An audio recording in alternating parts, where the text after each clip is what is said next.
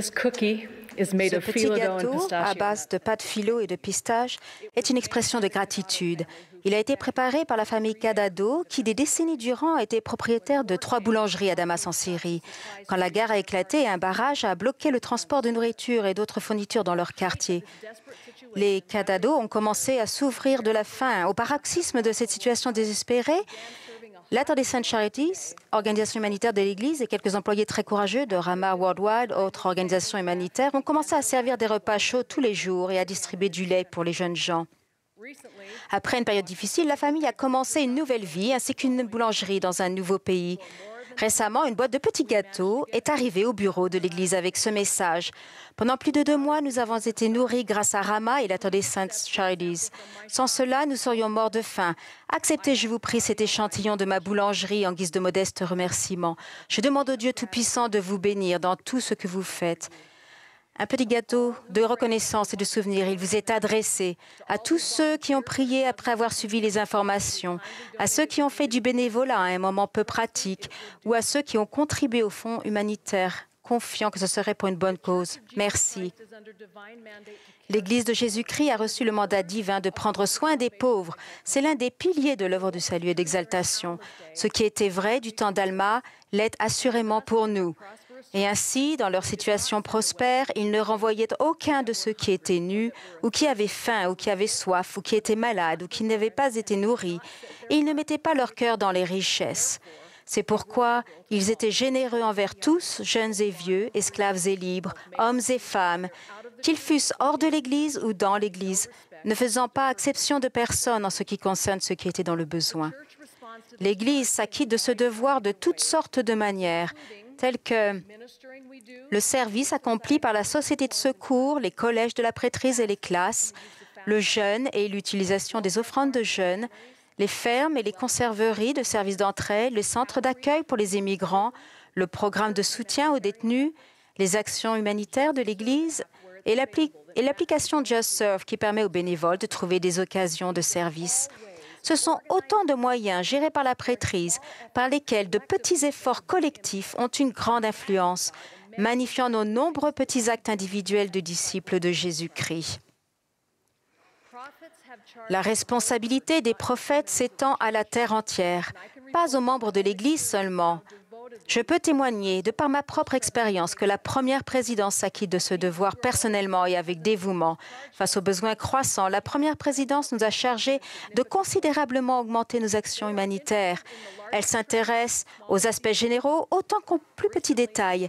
Nous lui avons récemment apporté l'une des blouses médicales réalisées par Beehive Clothing et destinées aux hôpitaux pendant la pandémie. En tant que médecin, le président Nelson était très intéressé. Il ne voulait pas simplement la voir, il voulait l'essayer, vérifier les poignées, la longueur et la façon dont elle s'attache dans le dos. Plus tard, il nous a dit la voix remplie d'émotions. Lorsque vous rencontrez les gens lors de vos déplacements, remerciez-les pour leurs jeûnes, leurs offrandes et leur service au nom du Seigneur. À la demande du président Nelson, voici mon rapport sur les actions de l'Église de Jésus-Christ des Saints des derniers jours face aux ouragans, aux tremblements de terre, aux déplacements de réfugiés et même à une pandémie, grâce à la bonté des Saints des derniers jours et de nombreux amis. Même si les plus de 1500 projets relatifs à la COVID-19 ont certes nécessité la plus grande attention de l'Église au cours des 18 derniers mois, elle est aussi intervenue lors de 933 catastrophes naturelles et crises de réfugiés dans 108 pays.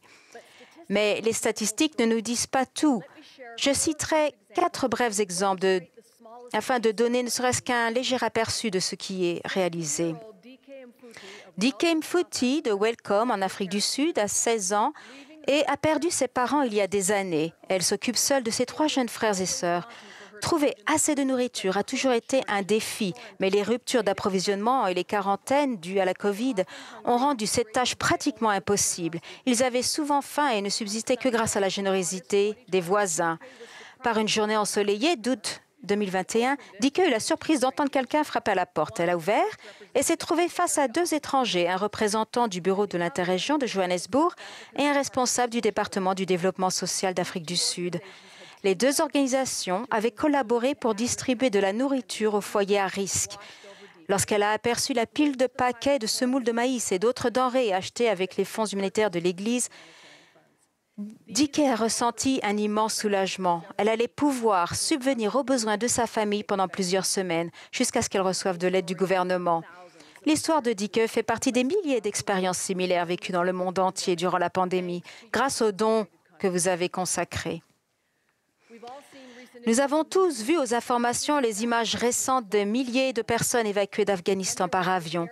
Beaucoup sont arrivés dans des bases aériennes ou d'autres sites temporaires au Qatar, aux États-Unis, en Allemagne, en Espagne, avant de poursuivre vers leur destination finale.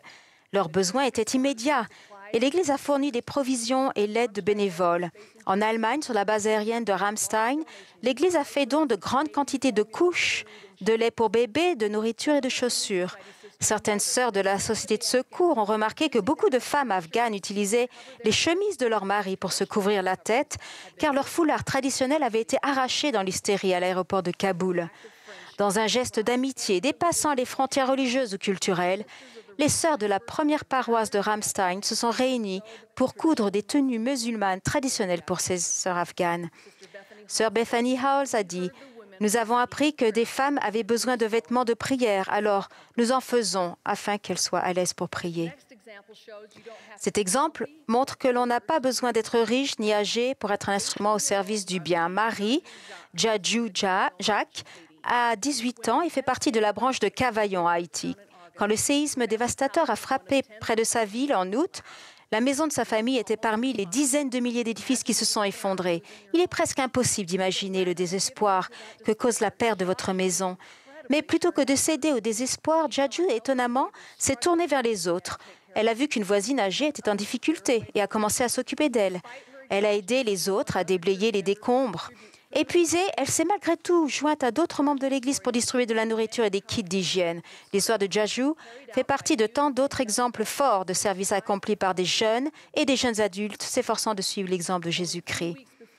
Quelques semaines avant le tremblement de terre, un autre groupe de jeunes adultes rendait service de l'autre côté de l'Atlantique. Les inondations les plus graves de ces dernières dizaines d'années ont balayé l'Europe de l'Ouest en juillet. En Allemagne, quand l'eau a finalement commencé à descendre dans la petite ville d'Ahrweiler, au bord de la rivière, un commerçant totalement anéanti a évalué les dégâts. Cet homme humble, catholique fervent, a murmuré une prière afin que Dieu lui envoie quelqu'un pour l'aider. Dès le lendemain matin, Dan Hammond, président de la mission allemande de Francfort, est arrivé dans la rue avec un petit groupe de missionnaires portant les chasubles jaunes inserviables. L'eau était montée jusqu'à 3 mètres sur les murs du commerçant, laissant derrière elle une épaisse couche de boue. Les bénévoles ont déblayé la boue, enlevé la moquette et les cloisons sèches et empilé le tout dans la rue pour être amassé. Le commerçant, ravi, a travaillé à leur côté pendant des heures et ébahi que le Seigneur ait envoyé dans les 24 heures un groupe de ses serviteurs pour répondre à sa prière. À propos des efforts humanitaires de l'Église, Jeffrey R. Holland a fait cette remarque un jour. Les prières sont exaucées la plupart du temps par Dieu faisant appel à d'autres personnes. Eh bien, je prie qu'il fasse appel à nous. Je prie que nous soyons la réponse aux prières des gens. Frères et sœurs, par votre service, vos dons, votre temps et votre amour, vous avez été la réponse à tant de prières. Et pourtant, il y a encore tant à faire. En tant que membres baptisés de l'Église, nous avons contracté l'alliance de prendre soin des personnes dans le besoin. Nos efforts individuels ne requièrent pas nécessairement de donner de l'argent ou de partir loin, mais ils nécessitent la direction du Saint-Esprit et un cœur disposé à dire au Seigneur, « Me voici, envoie-moi ». Luc 4 raconte que Jésus s'est rendu à Nazareth, où il avait grandi, et s'est levé pour lire dans la synagogue. C'était vers le début de son ministère dans la condition mortelle. Il a cité un passage du livre d'Ésaïe. « L'Esprit du Seigneur est sur moi, parce qu'il m'a oint pour annoncer une bonne nouvelle aux pauvres. Il m'a envoyé pour guérir ceux qui ont le cœur brisé, pour proclamer aux captifs la délivrance et aux aveugles le recouvrement de la vue, pour renvoyer libres les opprimés, pour publier une année de grâce du Seigneur. Aujourd'hui, cette parole de l'Écriture est accomplie. Je témoigne que cette Écriture s'accomplit à notre époque également. Je témoigne que Jésus-Christ est venu pour guérir les cœurs brisés. Son évangile est de redonner la vue aux aveugles.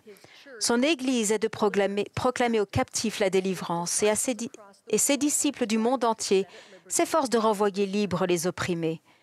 Je conclus en répétant la question que Jésus posa à son apôtre Simon-Pierre. « M'aimes-tu » Nous venons de l'entendre. « M'aimes-tu » L'essence de l'Évangile est contenue dans la manière dont nous répondons personnellement à cette question.